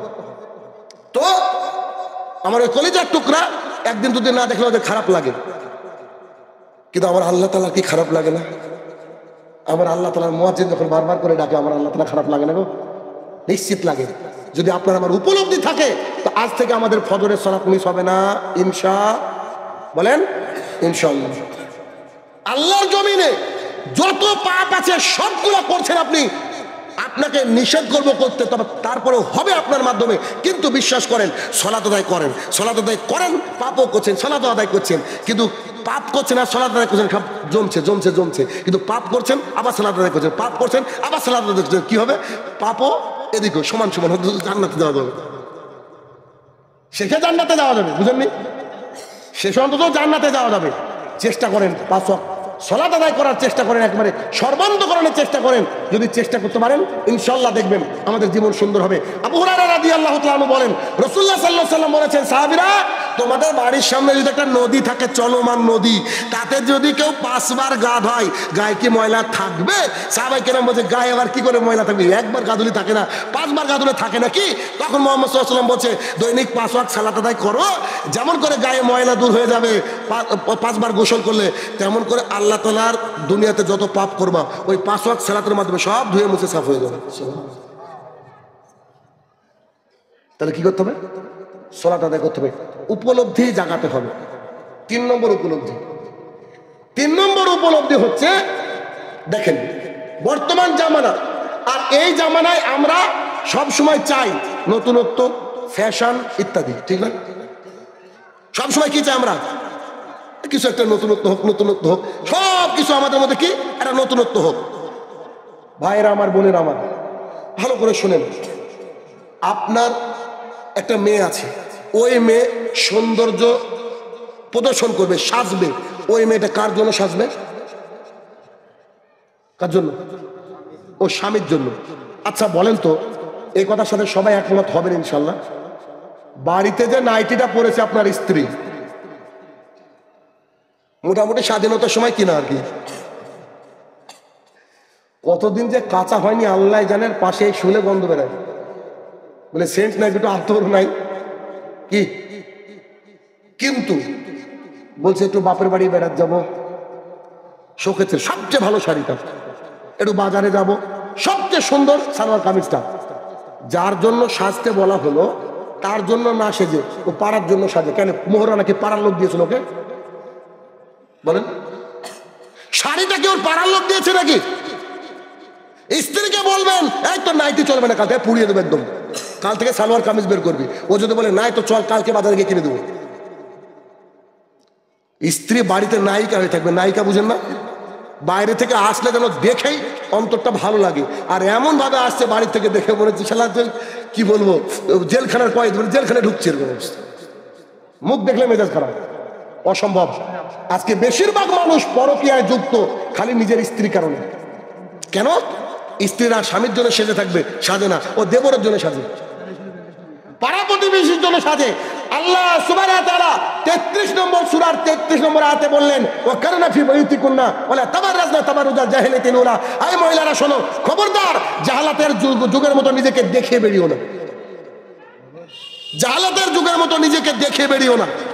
আপনার স্ত্রী যা দিয়ে খুশি তাই দিয়ে সাজুক, আপনার জন্য সাজুক, বাড়িতে উলঙ্গ হয়ে থাকুক, বাড়িতে জিন্সের প্যান্ট পরে থাকুক, বাড়িতে যেভাবে খুশি থাকুক, চৌকাট পার হলে কি করতে হবে? ওকে বোরকা পরতে হবে। চৌকাট পার হলে বোরকা পরতে হবে। কেন?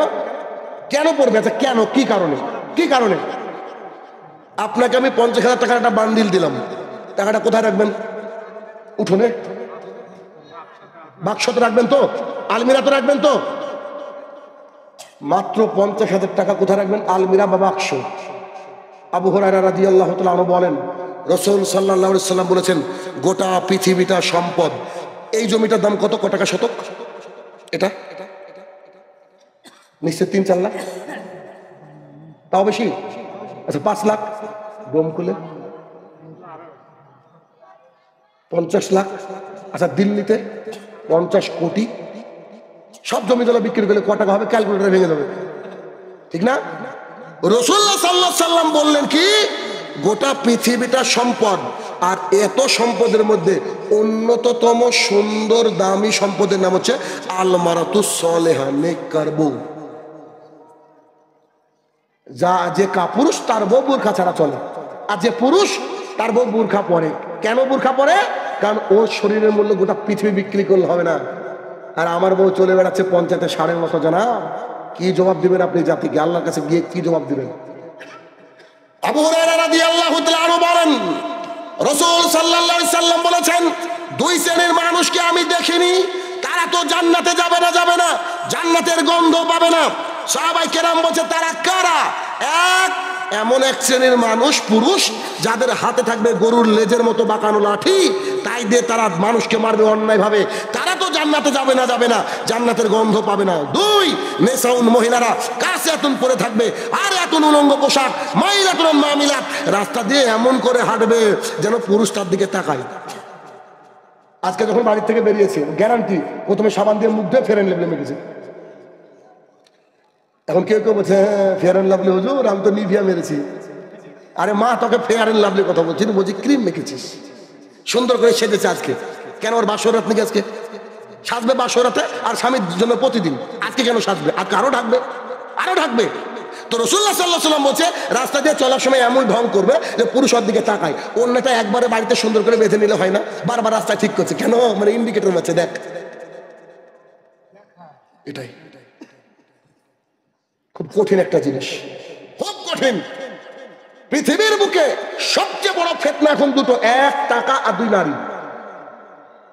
আমি বলছিলাম মুহাম্মদ সাল্লাল্লাহু আলাইহি ওয়াসাল্লাম বলেছে কি, আমি মারা যাওয়ার পর যত ফিতনা আসবে তার মধ্যে অন্যতম ফিতনা যে টাকা আর নারী। সব দেখেন টাকা আর নারীতে আটকে আছে। দেখেন নেতা, মন্ত্রী, ব্যারিস্টার, সব কিছু দেখেন টাকা আর নারী।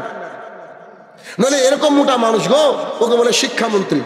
ওরও মানে কি 3-4টে গার্লফ্রেন্ড বলেন, ও বলে শিক্ষামন্ত্রী। ওর পিএইচডি করার দরকার ছিল শিক্ষার উপরে, ও যৌনবিদ্যার উপরে পিএইচডি করেছে। আপনি আছেন কোথায়? কি দিয়ে বুঝাবো আপনাকে আমি? সি বলতেও ঘৃণা লাগে।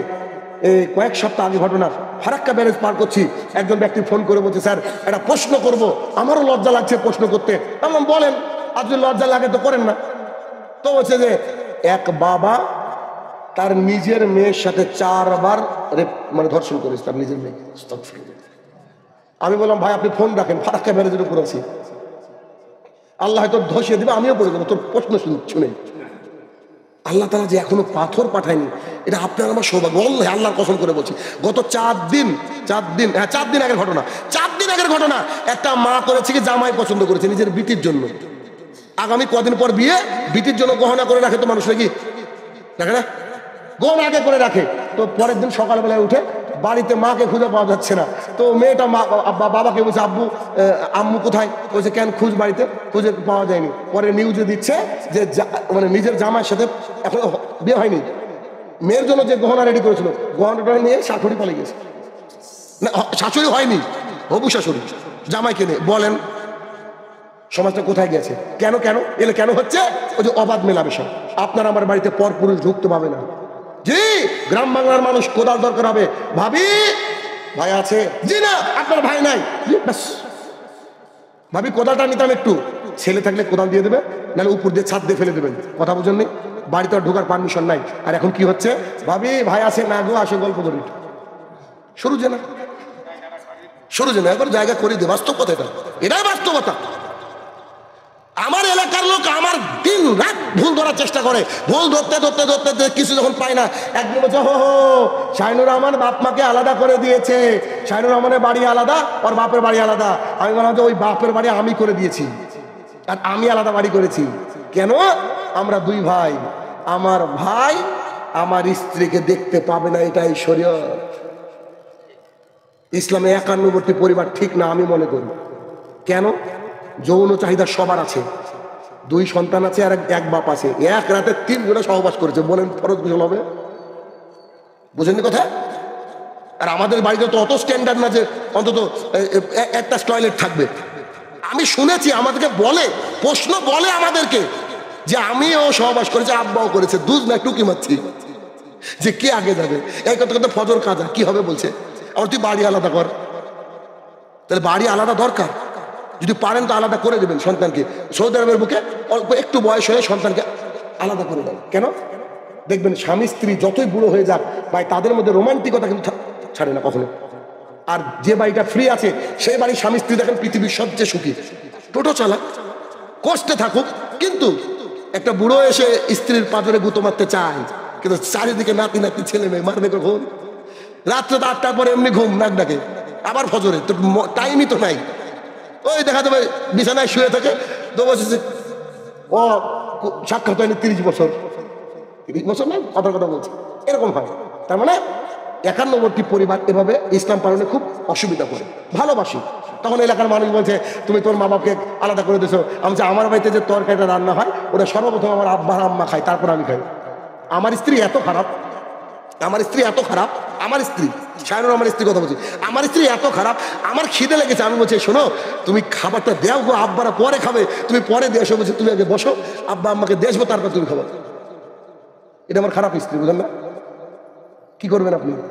কি দিয়ে উল্টাবেন? কোনো রাস্তা নেই, তখন আর কোনো রাস্তা পাইনি। অতএব নারী এমন একটা জিনিস, আসলে ওটা ঢেকে রাখার জিনিস। কেন? আব্দুল্লাহ ইবনে মাসউদ রাদিয়াল্লাহু তাআলা বলেন রাসূলুল্লাহ সাল্লাল্লাহু আলাইহি ওয়াসাল্লাম বলেছেন, নারী যখন বাড়ির থেকে বাইরে বেরায় আর আয়নার সামনে দাঁড়ায়, শয়তান ওকে ক্ষিপ্ত করে তুলে যে তুই এই কর, ওই কর, এই কর, তাহলে তোকে ভালো লাগবে, তোকে ভালো লাগবে। রাসূলুল্লাহ সাল্লাল্লাহু আলাইহি ওয়াসাল্লাম বলেন, রাস্তায় যদি কোনো নারীর দিকে চোখ পড়ে যায় একবার, রাস্তায় যদি কোনো নারীর দিকে চোখ পড়ে যায় একবার চোখ পড়ে গিয়ে যদি ভালো লেগে যায়, তুই তাড়াতাড়ি বাড়িতে, আল্লাহ রসুল বলছে, বাড়িতে এসে তোর স্ত্রীর সাথে সহবাস কর। আল্লাহ রসুল বলছেন, আমি বলছি না, কারণ পুরুষকে বানানো হয়েছে নারীর জন্য, ভালো লাগতেই পারে। এখন এই হাদিস শোনার পরে একটা ইয়াং ছেলে ভাবছে, সাইমি ভাবে বলেছে একবার তাকানো যায়, ও তাকিয়ে আছে, যতক্ষণ না ওর চেহারা স্ক্যান হচ্ছে ভিতরে, তখন তাকিয়ে, এটা চলবে? হট করে তাকিয়ে ফেলেছেন, সন্দেহ তো চোখে আসলো, চলে আসলো, এটাকে বলে স্কিমিং, দেখা মাত্র ভেতরে চলে আসলো। এবার আপনার অন্তরে খারাপ আসতে পারে, খারাপ আসার আগে স্ত্রীকে গিয়ে বলতে পারে রেডি হও, বুঝেননি? আল্লাহ রাসূল সাল্লাল্লাহু আলাইহি ওয়াসাল্লাম এই কথা বলছে। তাহলে পুরুষরা যারা এই মানে ইয়াং ছেলে, তারা কি করবে? এই জন্য রাসূল সাল্লাল্লাহু আলাইহি ওয়াসাল্লাম তাদেরকে বলছে, ইয়া মাশশারাশ শাবাব মান ইসতাতা মিনকুমুল বাআতা ফালইয়াতাযাওয়াজ। এই যুবকের দল শোনো, তোমাদের যদি ক্ষমতা থাকে বিয়ে করো, আর ক্ষমতা না থাকলে সিয়াম করো। এবারে সবারই মুখস্থ, আব্দুল রাজ্জাকের মুখ থেকে শুনে হাদিসটা না, সবারই মুখস্থ। গত 3-4 দিন আগে আপনাদের রানীনগর এদিকে প্রোগ্রাম একটা গেলাম, আমরা একটা ছাত্র কতদিন যে মার খেয়েছে, ও এখনো সামনে দাঁড়াতে ভয় করে, এসে বলছে স্যার আমার একটা মেয়ে হয়েছে, দোয়া করবে। আরে তুই বিয়ে করলি কবে? তো তার একটা কথা শুনে আমার এত ভালো লাগলো, আমাকে বলছে স্যার নিজের যৌবনকে হেফাজত করতে পারছিলাম না, এখন মাথা খেয়ে পড়তে হয়েছে, পাপ হয়ে যাচ্ছিল স্যার, তো ভাবলাম পাপ করার চেয়ে বিয়ে করাই ভালো, তো আমার জন্য দোয়া করেন যেন আল্লাহ রুজি রুটি বরকত দেয়। আমি আরে বেটা তোর জন্য দোয়া করবো না, তোর জন্য হাদিস বলবো, শুন। তো কি? আবু হুরায়রা রাদিয়াল্লাহু তাআলা বলেন রাসূলুল্লাহ সাল্লাল্লাহু আলাইহি ওয়াসাল্লাম বলেছেন, আল্লাহ সুবহানাহু ওয়া তাআলা 3 শ্রেণীর মানুষকে সাহায্য করা নিজের উপরে ওয়াজিব করে নিয়েছে। কথা বুঝাতে পারছি? 3 শ্রেণীর মানুষকে সাহায্য করা কি করেছে নিজের উপরে? ওয়াজিব। আল্লাহ সাহায্য করবেই করবে। তার মধ্যে 1 নম্বর শ্রেণী হচ্ছে যারা নিজের যৌবনকে কন্ট্রোলে রাখতে পারছে না, তাই বিয়ে করেছে, আল্লাহ তাআলা তাকে রুজি রুটি খুলে দিবেই দিবে। তাহলে অনেকে কি বলে, ভাই বিয়ে করছো না কেন? পায়ে দাঁড়ায়নি। আরে বাপ তুই আগে বিয়ে কর, তারপরে তো দাঁড়াবি।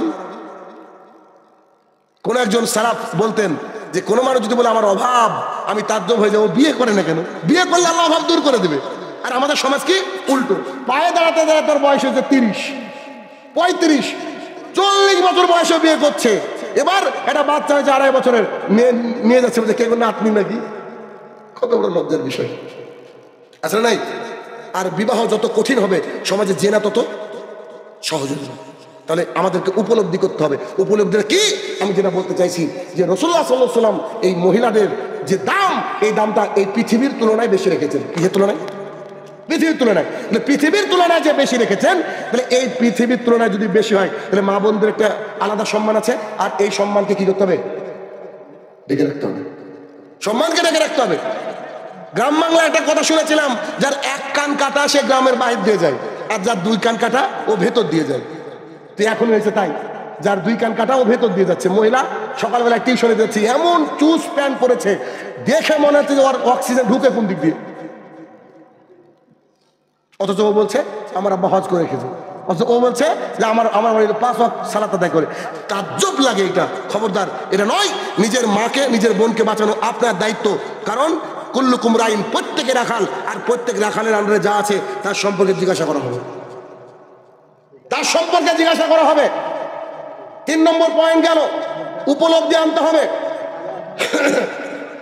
4 নম্বর পয়েন্ট, এখানে যতজন লোক উপস্থিত আছেন, আপনাদেরকে যদি সবাইকে 1-1 লাখ করে টাকা দেওয়া হয়, কে কে শুয়োরের গোশত খাবেন? হাত তুলেন।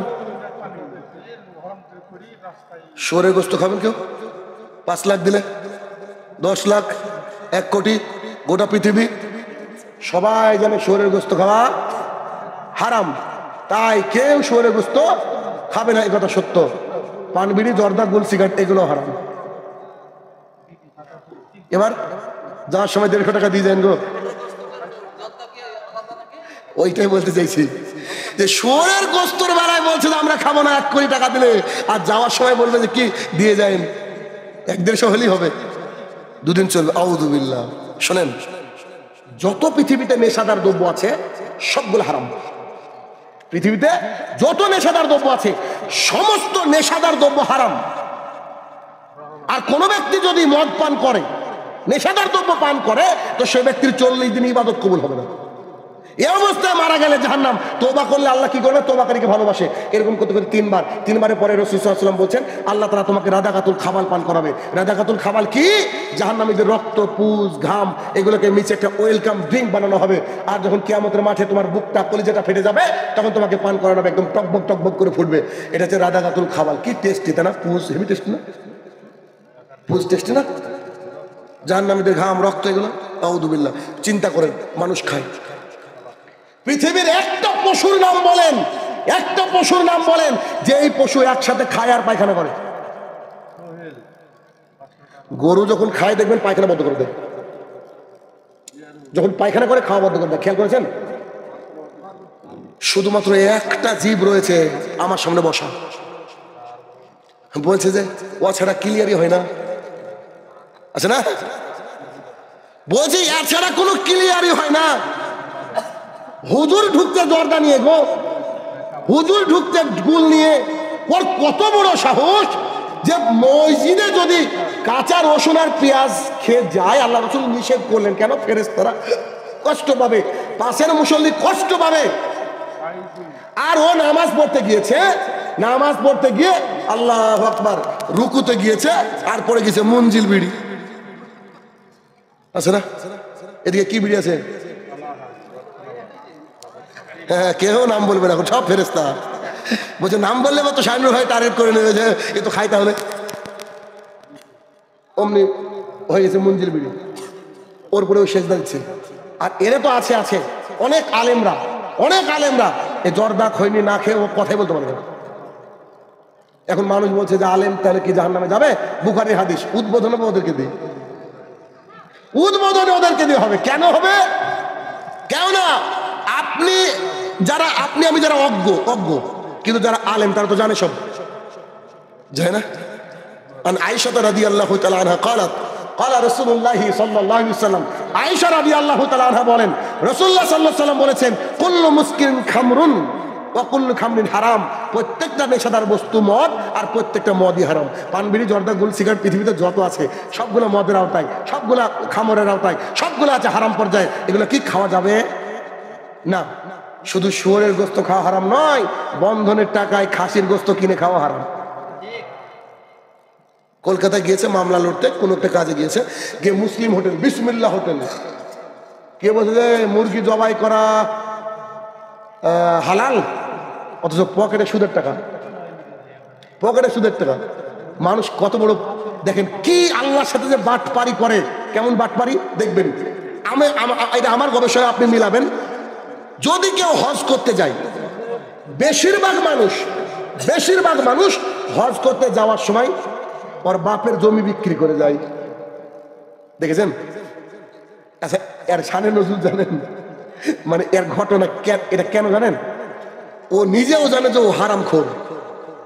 ও ভাবছে 4 লাখ টাকা দিয়ে হজ করবে, এত বড় ইবাদত। যদি আমার তো টাকা ইনকাম হারাম, আমি বিড়ি বিক্রি করি, দোকানে জর্দা বিক্রি করি, আমি দাড়িতে কম দিই, তারও তো হারাম ইনকাম, তুই এত বড় ইবাদতটা নষ্ট হবে। এজন্য আমার আব্বার প্রতি বিশ্বাস আছে, আব্বা যে জমিটুক দিয়েছে ওইটুকু বেচে হজ করবো। কত বড় হারাম করে চিন্তা করেন, আল্লাহর সাথে বাটপারি করে। আছে না নাই? ও ওই দিকটা খুব ভালো বুঝে, ওই দিকটা ভালো বুঝে, কিন্তু হারামের বিষয়ে ও ভালো বুঝে না। নুমান ইবনে বাশির রাদিয়াল্লাহু তাআলা আনহু বলেন রাসূল সাল্লাল্লাহু আলাইহি সাল্লাম বলেছেন হালাল সুস্পষ্ট। গরুর গোশত যে হালাল, এটা কি প্রশ্ন জাগে? কখনো প্রশ্ন জাগে? 100% হালাল, সবাই জানি। মুরগি হাঁস হালাল, সবাই জানি। গরু গোস্ত খাওয়ার আগে কি বলেন ভাই, গরু গোস্ত কি হালাল? সাইন ভাইকে জিজ্ঞেস করতো। কালকে যখন আমি দিনাজপুরে যাচ্ছি প্রোগ্রাম করতে, তো আমার সাথে একজন আলেম আছে গাড়িতে, তা আমি নেমে পড়েছি, রাস্তায় পেশাব করবো, তো আমাদের গাড়িতে সবসময় সব কিছু থাকে, যেহেতু জার্নি করতে হয়। তা আমি বোতলটা নিয়ে বাইরে গিয়ে ওই আলেমটাকে বলছি, আমারই ছাত্র আর কি, আমি যাই কোন দিকে, পশ্চিম দেখো তো। তো স্যার দাঁড়ান দাঁড়ান দাঁড়ান দেখছি, তো মোবাইল নিয়ে পশ্চিম দিকে বলছে, স্যার এই দিকে। মুসলমানের বাচ্চা পেশাব পশ্চিম দিকে মুখ করে পেছন করে বসতে পারে না। একজন মুসলমান পেশাব করার সময় দিক নির্ণয় মানে ভাবছে, সে মুসলমান কত সেফ হওয়া উচিত, কথা বুঝেন না? কত পবিত্র তারা মুসলমান। সে পশ্চিম ভাবছে, পশ্চিম দিকে যেমন থুতু ফেলা যায় না, রাসূল সাল্লাল্লাহু আলাইহি ওয়াসাল্লাম নিষেধ করেছে, কোনো সময় ফেলবেন না, খুব সাবধানে করতে হবে। না পারলে পায়ের গোড়ালির দিকে ফেলেন, খবরদার, পাপ হবে। তো হালাল কি সুস্পষ্ট, গরু গোস্ত হালাল, হারাম সুস্পষ্ট। হাদিস কি সুন্দর দেখেন, শুয়োরের গোস্ত হারাম, কেউ কি হালাল বলেছে? আরে মনুস্মৃতা হিন্দু ধর্মের যে ধর্মগ্রন্থ তাতেও হারাম বলেছে। ওরা তো এইসব ধর্মগ্রন্থ পড়ে না, পড়ে কি? আজকে আবার দেখলাম, আজকে তো না কালকে দেখেছি, কি স্বামী নিশ্চলানন্দ বোধ হয়, ও বলছে যে মুহাম্মদ সাল্লাল্লাহু আলাইহি ওয়াসাল্লাম তোমাদের নবী না, মুহাম্মদ সাল্লাল্লাহু আলাইহি ওয়াসাল্লাম আমাদের নবী। আমার স্ত্রীকে দেখাচ্ছি, ভালোই তো, ওদেরকে দিয়ে দাও, বুঝেননি? ওদেরকে দিয়ে দাও। আমি ওদেরকে দিব কি? আমি যে দিন রাত স্টেজে এই যে ওদের ওদের ওদের ধর্মগ্রন্থ থেকে মন্ত্র পাঠ করি আমি, ওরা তো তাও পরিবর্তন হয় না, ওদের তো ইচ্ছা নেই পরিবর্তন হওয়া। কি একটা মন্ত্র শুনেন, ওম অজ্ঞান হে তুকরে তো মুহাম্মদ অন্ধকার নাশম। এমন একটা জামানা আসবে যে জামানায় অন্ধকারকে নাশ করতে একজন ব্যক্তি আসবে, তার নাম হচ্ছে মুহাম্মদ। আমি বানিয়ে বললাম নাকি? এই তো তার কথা, আল্লাহ রাসূলের কথা হুবহু আছে, আল্লাহ রাসূল সাল্লাল্লাহু আলাইহি ওয়াসাল্লামের কথা হুবহু আছে। আরো মন্ত্র আছে, প্রচুর মন্ত্র আছে। আমার মনে হয় যেখানে কীর্তন চলছে, তখন দরকার নেই, আমি যেহেতু বক্তা চলে গেছে শর্ট। এবার কি, নুমান ইবনে বাশির রাদিয়াল্লাহু তাআলা বলেন, রাসূলুল্লাহ সাল্লাল্লাহু আলাইহি ওয়াসাল্লাম বলেছেন, এক হালাল সুস্পষ্ট, হারাম সুস্পষ্ট, মাঝে যা যা আছে তা আছে সন্দেহ। পান বিড়ি জর্দা গুল সিগারেট ধরেন সন্দেহ, 1 মিনিটের জন্য, 1 মিনিট সন্দেহ। রাসূলুল্লাহ সাল্লাল্লাহু আলাইহি ওয়াসাল্লাম বলেছেন, যে ব্যক্তি সন্দেহ থেকে বেঁচে থাকলো সে যেন তার ইজ্জত এবং দ্বীন ইসলামের পতাকাকে উপরের দিকে তুললো। পৃথিবীর কোনো মুসলমান চাইবে দ্বীন ইসলামের পতাকা নিচে যাক? তাহলে যে ব্যক্তি পান বিড়ি জর্দা গুল সিগারেট ছেড়ে দেবে, সে ইসলামকে উপরের দিকে তুললো, তার ইজ্জতও বাড়বে, তার ইজ্জতও বাড়বে। দাঁড়িয়ে লোক যখন সিগারেট খেয়ে দেখবেন সবচেয়ে খারাপ লাগে পৃথিবীতে, খুবই ঘেন্না হয় দেখবেন তাকে। মুহাম্মদ সাল্লাল্লাহু আলাইহি ওয়াসাল্লাম পৃথিবীর শ্রেষ্ঠ শিক্ষক, তিনি কি সুন্দর কথা বলছেন দেখেন। এই সাহাবীরা শোনো শোনো শোনো শোনো, জি আল্লাহ রাসূল বলেন, তোমরা তো ওই যে ছাগল গরু চড়াতে যাও, আইল আছে না, আইল তো আইল একটা রাজার এইটা আর একটা রাজার এইটা। সাহাবীরা, তোমরা যদি তোমাদের গরুটা ছাগলটা আলের উপরে চড়াও, ওদিকে মুখ দিবে? তো সাহাবীরা বলছে, নিশ্চিত দিব, তো গরু, ও তো মুখ দিবে। তখন মুহাম্মদ সাল্লাল্লাহু আলাইহি ওয়াসাল্লাম বলছে, যা সন্দেহ তা হারাম, নেন এবার খান, এবার বিড়ি, যা সন্দেহ তা হারাম। তাহলে যদি সন্দেহ হয় হারাম, আর যে হুজুর বলেছে যে মাকরু, ও এখনো হাতুড়ি খাচ্ছে কবরে। খুব কঠিন একটা জিনিস ভাই, পৃথিবীতে বাঁচতে হলে উপলব্ধি নিয়ে বাঁচতে হবে। শুয়োরের গোশত যেমন ঘৃণা করে ফেলেছেন আপনি, ঠিক পান বিড়ি জর্দা গুল সিগারেটকে ঘৃণা করতে হবে। কেন? দেখবেন একটু যারা বিড়ি খাওয়া অভ্যাস আছে, সকালবেলায় বিড়িটা খেয়ে কুকুরের সামনে ফেলে দেবেন, খাই না, কিন্তু বিস্কুট প্রত্যেকটা হাতে থেকে নিয়ে যাবেন, হাতটা নিচে থাকলে কুকুর নিয়ে চলে যাবে। তো যা কুকুর, যা কে একজন বলেছিল, যা খাই না কুকুর শুয়োরে, তা খায় আমাদের হুজুরে। এই তো অবস্থা, এই তো অবস্থা। অতএব উপলব্ধি জাগান, নিজের অন্তরকে প্যারালাইসিস করিয়েন না। যেহেতু কেউ আমরা গ্যারান্টি দিতে পারবো না যে আমরা চিরকাল বেঁচে থাকবো। We have to return to our Lord. আমাদেরকে আল্লাহর কাছে ফিরে যেতে হবে, পাই টু পাই সবকিছু হিসাব লাগবে। আজকে যত কথা এখানে বসে বললাম, প্রত্যেকটা কথা আমাকে বোঝাতে হবে আল্লাহর কাছে গিয়ে। যদি না বুঝাতে পারি, আমি শাহিনুর আমার সেদিন বিপদে পড়ে যাব। খুব কঠিন একটা বিষয় ভাই, কলিজার টুকরা ভাই এবং বোনেরা। আবারও বলছি শেষে এসে যে কি, আমাদের অন্তরকে উপলব্ধিহীন করিয়েন না, উপলব্ধি যুক্ত করেন। যখনই মসজিদে হাইয়া আলাস সালাহ হবে, আপনার অন্তরটা আনচান করবে, আনচান। সঙ্গে সঙ্গে ওযু করে রেডি হয়ে মসজিদে চলে যান, দেখবেন সালাত আদায় করলে যে শান্তি, এই শান্তি পৃথিবীর আর কোথাও পাওয়া যায় না। বড় বড় সিঙ্গার, বড় বড় অ্যাক্টর অ্যাক্ট্রেস, তারা কোনো কিছুতে শান্তি পায় না, কোটি কোটি টাকা। তারা বলছে ইসলাম গ্রহণ পর করার পরে লম্বা সিজদা দিয়েছি, সব যেন শান্তি সেজদার মধ্যে। আর আমাদের শান্তি, বাই চান্স যদি কোনো কারি সাহেব এই তারাবি পড়ায়, যদি একটু লম্বা কিরাত হয়ে যায় বা লম্বা একটু আপনার তাসাউদ হয়ে যায়, পেছন থেকে লুকমা করে মানে বেটা তুমি তো মসজিদে বসে থাকো সারাদিন, পাটের ভুঁড়ি না তাই আমাকে, রোজা আমরাও করি, আছে না?